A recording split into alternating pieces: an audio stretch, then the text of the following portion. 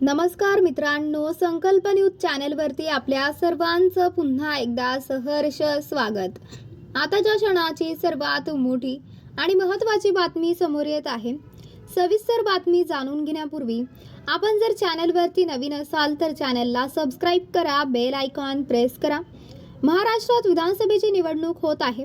परवा दिवशी मतमोजणी होणार आहे। असं असताना कुणाचं सरकार राज्यात येणार याबाबत तर्क लावले जात आहेत।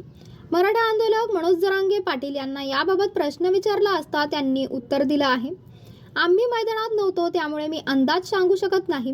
जर मी मैदानात असतो तर 100% अंदाज सांगितला असता।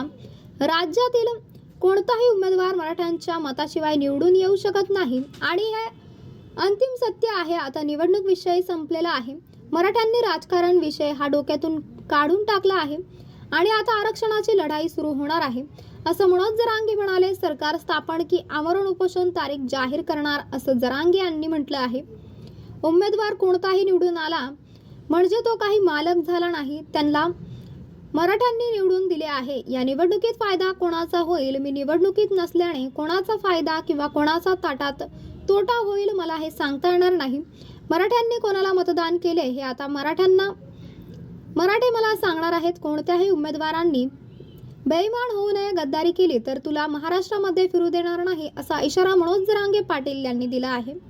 राज्याच्या वतीने आपण सामूहिक उपोषण लावले आहे। त्यांनी सर्व जणांनी तयारी करावी। उपोषणाची तारीख आपण सरकार स्थापन झालं की घोषित करणार आहोत। गावात कुठेही आमरण उपोषण करायचं नाही। आमरण उपोषण अंतरवाली सराटीत करायचे आहे। आता शेवटची फाईट करून निर्णायक आंदोलन करायचे आहे आणि आरक्षण मिळवून द्यायचे आहे। मराठ्यांनी ज्यांना मतदान केलं आहे त्यांनी आता मराठ्यांच्या अडचणीत उभे राहायचे आहे, असं मनोज जरांगे म्हणाले आहेत। मराठ्यांच्या मागण्या मांडणे, आंदोलन सहभागी होणे, मराठ्यांच्या मतावर निवडून आला आणि राज्यभरामध्ये वचवच केली तर मराठे पुन्हा राज्यात फिरू देणार नाही।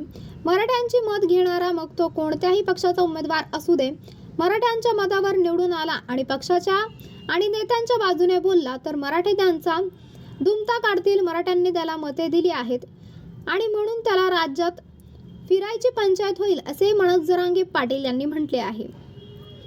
तर मित्रांनो, आपल्याला काय वाटतंय, आपली प्रतिक्रिया आम्हाला कमेंट बॉक्सच्या माध्यमातून नक्कीच कळवा आणि चॅनलला आणखीनही सबस्क्राइब केलं नसेल तर चॅनलला सबस्क्राइब करा, बेल आयकॉन प्रेस करा, जेणेकरून असेच नवनवीन व्हिडिओ व चालू राजकीय घडामोडी सर्वप्रथम आपल्याला याच चॅनलवरती बघायला मिळतील।